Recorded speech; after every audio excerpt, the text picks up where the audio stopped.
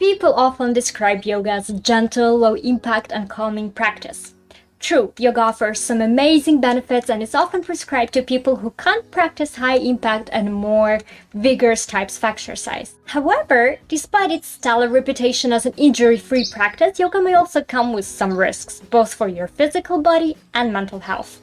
In this video, I'm going to answer most common questions about how yoga can strain your back, wrists, and shoulders, why yoga for mental health can actually bring more stress and anxiety, how much yoga is too much, and who shouldn't practice yoga. Can yoga be bad for your body? Modern yoga styles involve physical movement and often complex ones. Naturally, practicing fast and challenging yoga types increases the risk of injury just like any kind of physical exercise would. What's more, yoga involves repetitive movements. Think of all the vinyasa flows with multiple chaturangas and downward facing dogs. These repetitive asanas can lead to an increased risk of carpal tunnel syndrome, shoulder strain, and tendinitis. Finally, yoga places a lot of focus on flexibility, often without balancing it with strength and stability, which are essential elements for a well-rounded physical practice. As a result, many new yogis leave the yoga studio with destabilized joints, strains, and sprains. The worst part? The physical risks of yoga haven't been noticed until a few years ago when stories of yoga-induced injuries began to appear in the media. That's when the journalist of the New York Times found that practicing in the scorching heat of Bikram studio could increase overstretching, muscle damage, and cartilage tear. Is yoga dangerous for back? Back pain is very tricky and there are millions of causes for back pain and injury. Lack of exercise, too much exercise, prolonged sitting, weak core.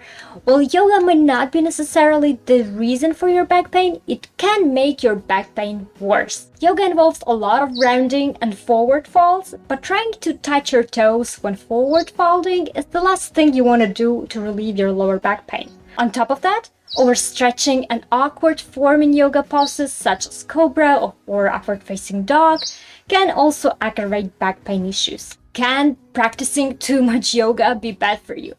Yes, you can overdo yoga and end up with some serious injuries. Also, practicing only one type of yoga all the time may aggravate existing injuries or even create new ones, for example, repetitive strain injuries. To stay on the safe side, you need to balance your strength-building yoga practice with a relaxing one and vice versa. If you do yoga every day, for example, do vinyasa on Monday, yin yoga on Tuesday, and hatha on Wednesday. This way you will balance flexibility with muscle work and breathing practice. Can yoga have negative effects on mental health? There's new evidence that too much mindfulness can actually have a negative effect on our mental health. One study shows that people who took part in 3 months-long mindfulness meditation practice have reported experiencing such adverse effects as increased anxiety, disrupted sleep, feeling emotionless, and a small percentage of participants said the bad effects from prolonged meditation have lasted for a month or even more. Many yoga styles include meditation as an essential component of the practice, which means it might as well cause some unexpected negative effects on mental health. Who should not do yoga? Yoga is generally a pretty safe exercise for healthy people when practiced responsibly and under supervision of a trained professional. If you have underlying health conditions or if you're new to yoga and exercise, always get a clearance from your doctor before starting your practice. Some groups of people should also be extra cautious when practicing yoga and modify yoga poses when needed. Be sure to inform your yoga teacher if you meet one of the following conditions: pregnancy, past injuries or serious surgeries, blood pressure issues and heart disease, arthritis, asthma, and hypermobility.